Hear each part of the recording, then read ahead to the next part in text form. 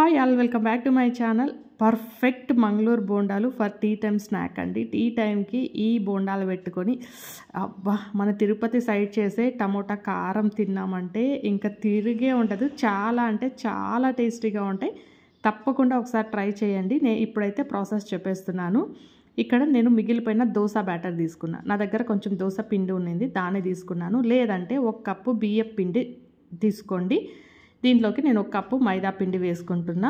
మైదా పిండి వేసుకున్నాక కొద్దిగా జీలకర్ర, తగినంత ఉప్పు అండ్ సోడా కొద్దిగా వేసి మంచిగా కలపాలి. కలిపే ప్రాసెస్ అయితే నేను చూపిస్తాను. దీన్ని కొంచెం లాగుతూ పైకి తీసి కలుపుకున్నామంటే లోపల బోండాలు అయితే పొరల పొరలుగా చాలా అంటే చాలా బాగుంటాయండి. ఇలాగ నేను ఉప్పు అన్నీ వేసేసి మంచిగా కలిపేసుకుంటున్నా. కొంచెం ఇలాగ కలిపేసుకున్న తర్వాత నేను తీసుకున్న మైదా పిండి తీసుకున్న కప్తో 1/4 కప్ పెరుగు వేసుకుంటున్నాను. పెరుగు వేసేసాక మంచిగా చేత్తో ఇలా పైకి లాగుతూ కలుపుకోవాలి. అప్పుడే చాలా అంటే చాలా బాగా వస్తాయి.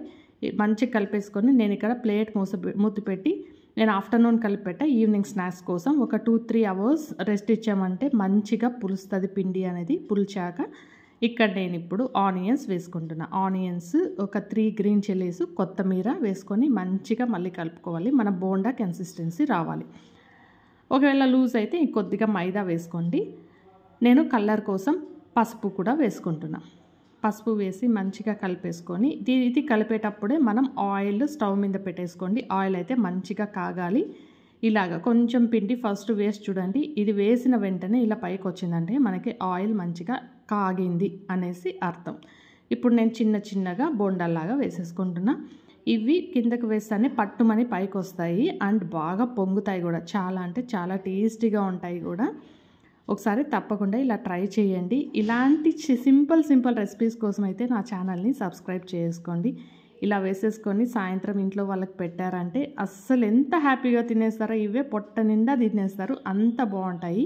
చూడండి, 2 వైపులా మంచిగా కాల్చుకున్నామంటే ఇంకా మనకి మంగళూరు బోండాలు అయితే రెడీ అయిపోతాయి. ఇప్పుడు నేను తిని చూపిస్తున్నా. అసలు ఇప్పుడు చూస్తుంటే కూడా నాకు నోరు ఊరిపోతుంది, అంత టేస్టీగా ఉంటాయి. తప్పకుండా ట్రై చేస్తారు కదా. ట్రై చేసి నాకు కామెంట్లో చెప్పండి ఎలా వచ్చాయి అనేది. చూడండి, లోపలైతే పసుపు కలర్లో మంచిగా ఎంత బాగున్నాయంటే అంత బాగున్నాయి. ప్లీజ్ సబ్స్క్రైబ్ చేసుకోండి. Thank you.